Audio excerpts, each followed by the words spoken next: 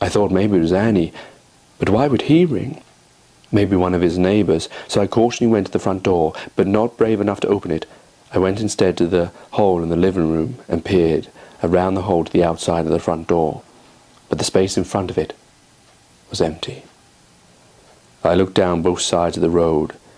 Those were empty too, and no car lights were on at all. I went around to the front door and pressed the bell, and no noise sounded. I pressed it again, no sound. I pressed it again and again, no sound. No sound at all. I went through the hole to the front door, followed the wire from the doorbell to the container where the bell itself was housed. I opened the container. Inside, to my horror, I found that there was no battery in there at all. No living soul could have ever rung that bell. No living soul at all. I felt a cold chill rising from the floor, and turned around to see what I felt was a black shadow. It disappeared as soon as I was able to focus my eyes. I rubbed my eyes thinking I was imagining things. It was just Annie's words conjuring up things that had no right to even exist. Yet still, however much I tried to convince myself that I indeed imagined it, I still felt such fear that I wanted to leave this tomb. I walked slowly around the house with a sense of trepidation, as if something would jump out from a dark corner. But this was silly. I laughed. There was nothing here. It was all simple imaginings, nothing more. I walked by the hole in the front of the house, and the streets were silent, as if a veil had descended from above to below. It was a foreboding sign. My very stomach felt something was terribly wrong. The undue silence, like a graveyard. I could not see a light lit anywhere in the street. As if I had been transported to the dark days of the Victorian age. I couldn't even hear a footstep or a voice in the distance. I walked back into the house and stopped as I walked in something soft, back height. I span around and there was nothing there. But this feeling was the unmistakable feeling of flesh. As if I had bumped into someone that was there. A cold shiver ran through every bone in my mind. I called out, "Is anyone there? Come on. Stop messing about. Come out. Show yourself to me. Is it you, Andy?" But there came no answer. I went back to Andy's notes, and there I read, "I have to leave this house before it consumes me, as it has consumed so many throughout time, whose voices I have heard scream at night to me. They tell me to take flight, but I have stayed much, maybe much too longer, but I have to leave, to walk away. Whether indeed this to be true or merely in my mind, for what a danger I sense from being within these four walls. Sometimes I awake, sweat running down my body, as if I had been assaulted even during my sleep, as if my very soul had been purged of any of its goodness. I feel my very personality slipping away, and soon I fear I shall become an empty shell, consumed totally by this dark force that once lay under this house. Why I ever dug that hole and unleashed it. But if I leave and say no more, close every door, keep the house untouched by any other hands, pass it down from father to son with the expression, it must never be opened until I can find somehow someone of understanding who can rid the world of this now caged darkness, for if it to be open again into this light, as it was once before, then I fear all shall suffer this fate that I must now be ready to bear." I placed the paper down on the chair that I was sitting and turned my head very slowly to the hole in front of the wall. What had I done, or should I say, what had I been made to done? Was it a whispering devil that had caused me to speed into this wall and set free these old beasts of darkness to consume what is left of this light? I felt a fear like I had never before. I heard silent footsteps in the distance. Coming from outside, I slowly got up and peered through the hole and saw nothing but still the footsteps which grew in number. I feared for my life, for those footsteps were eerie in sound, ghostly.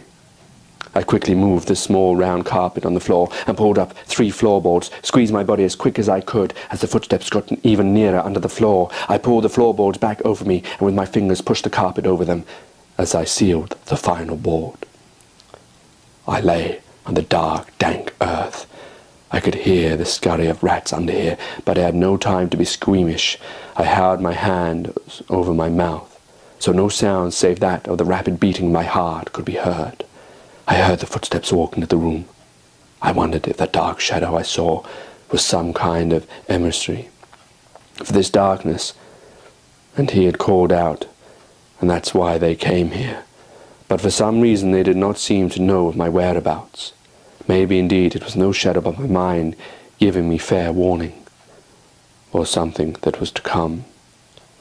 For the mind has many facilities at its disposal that of no use, and maybe this darkness had ignited such one. I could hear the distant ticking of my watch, slowly ticking as my heartbeat pounded in my chest, as I, in this coffin of darkness under the floorboards, like a Jewish man fearing the goose-stepping boots of a Nazi SS officer, I could hear them walk above me. Through the cracks I could see nothing above, though my eyes were not at the best position.